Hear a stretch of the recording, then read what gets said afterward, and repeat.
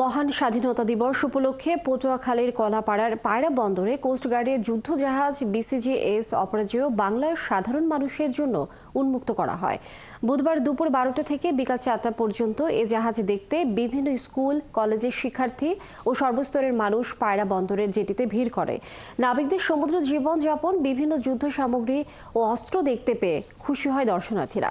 অন্যদিকে এই সময় কোস্টগার্ড জাহাজের প্রশিক্ষকরা নদী তীরবর্তী অঞ্চলে টহল প্রদান, উদ্ধার ও অনুসন্ধান কর্মকাণ্ড, অবৈধ অনুপ্রবেশ ও চোরাচালান রোধ, জলদস্যুতা দমন সহ যুদ্ধ কৌশল সম্পর্কে দর্শনার্থীদের কাছে বর্ণনা করেন।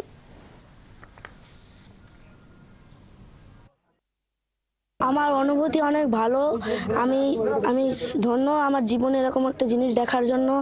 যুদ্ধ সামগ্রী আরও বিভিন্ন জিনিস, মেশিন গান ইত্যাদি আমরা দেখেছি। ইনস্ট্রাক্টররা যুদ্ধের যেসব সামগ্রী থাকে সেগুলো বাচ্চাদেরকে শিখিয়েছে, বুঝিয়ে। শিক্ষার্থীরা দেখছে এই স্যারদের মাধ্যমে এরা কিভাবে যুদ্ধ করছে, কিভাবে মেশিন গান চালায়।